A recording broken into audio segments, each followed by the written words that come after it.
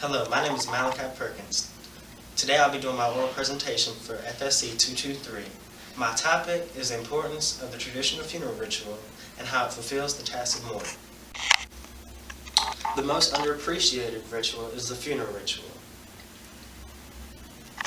Of all these rituals, the traditional funeral ritual is the most underappreciated. In fact, Dr. Alan D. Woolfolk, director of the Center for Loss and Life, has made the statement, of all these rituals, the traditional funeral ritual is the most underappreciated. In fact, Dr. Alan D. Woolfolk, director of the Center for Loss and Life, has made the statement that our mourning avoiding culture has to a large extent forgotten the crucial purposes of a meaningful funeral.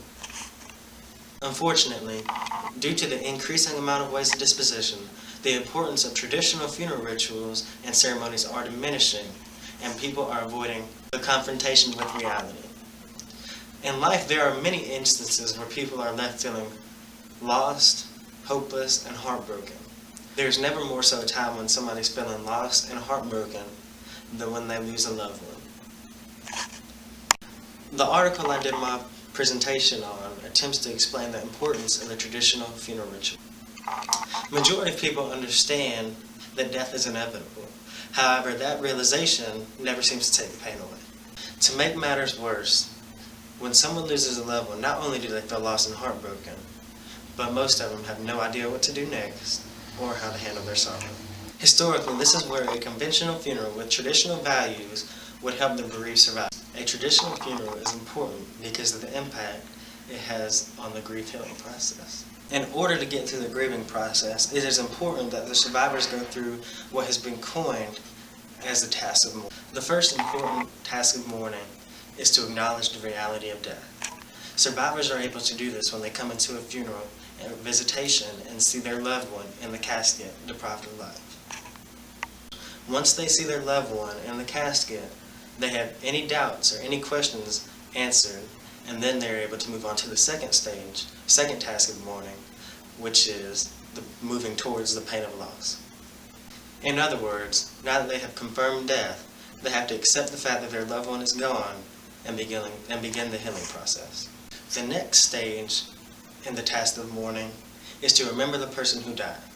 Survivors are able to do this by a eulogy and during the service, photos, and just remembering the loved one's life. The fourth need is to develop a new identity. Survivors are able to do this when they come together at the funeral home and they are able to confront death, move toward the pain of loss, remember the person who had died, and realize now their life has to continue to go on. This need is where religion and life after death become extremely important, although many survivors question their religion.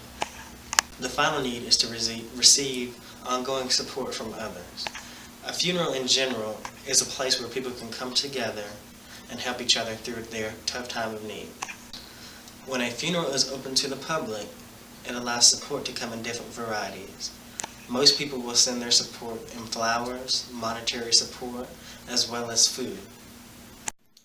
Simply, funerals provide the excuse to embrace, to touch, and to comfort the family during a time of need.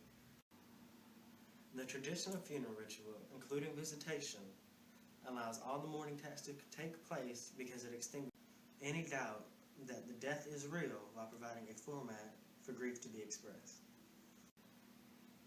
I entered into the funeral business as a junior in 2011. During my time employed at my current funeral home, I've seen a lot of family and witnessed a lot of grief.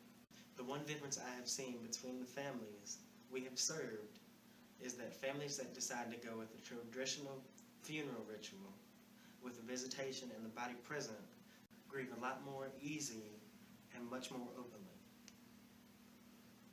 On the other hand, the families that decide to go with a closed casket burial, direct cremation, and no visitation almost always experience delayed grief, and they always act as if the death didn't occur.